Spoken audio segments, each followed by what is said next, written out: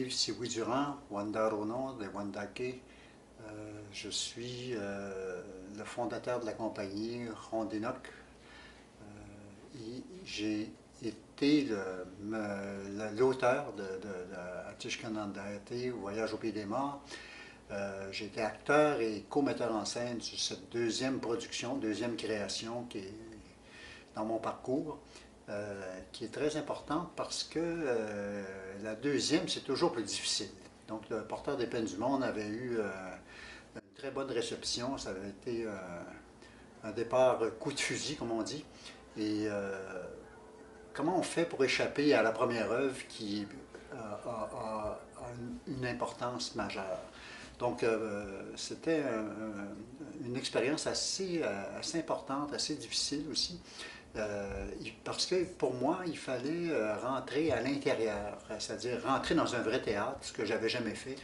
C'était une œuvre qui, à l'époque, était assez troublante pour le monde autochtone et pour les Québécois, parce que c'est une œuvre, je dirais, qui mettait en scène déjà à cette époque-là la tragédie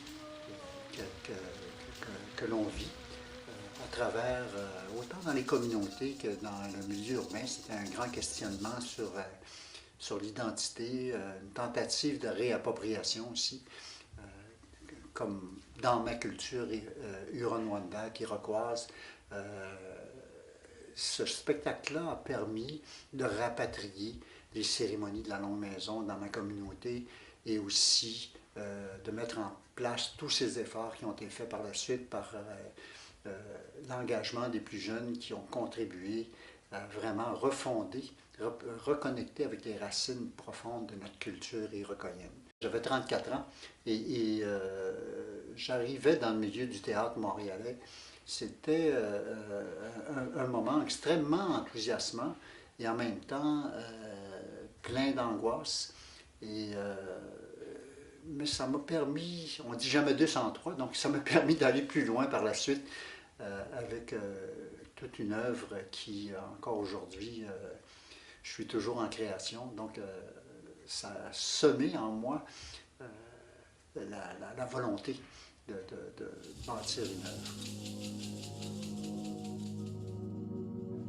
C'était une création non seulement qui rassemblait plusieurs nations, mais qui rassemblait plusieurs collaborateurs de talents multiples, de grands talents, et qui cherchait, il y avait une quête, je te dirais, une inventivité sur le plan de l'esthétique, de la forme théâtrale aussi, qui était très particulière. Tu sais.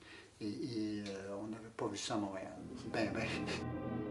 Ça m'a permis, ce deuxième travail au théâtre, ça m'a permis d'appréhender le langage. J'ai toujours cherché comment on fait du théâtre autochtone, comment on fait que le théâtre soit vraiment amérindien. Et c'est ça pour moi la grande quête.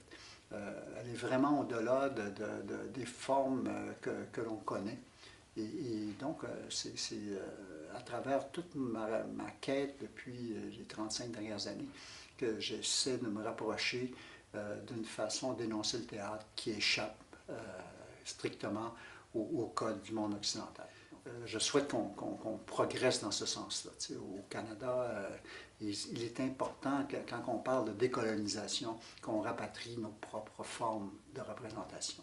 Et ça me semble que c'est extrêmement important. Et déjà, tu vois, dans ce deuxième spectacle, il y avait quelques tentatives qui sont des essais, mais qui étaient vraiment annonciateurs, si tu veux, de toute cette quête que j'ai entreprise par la suite.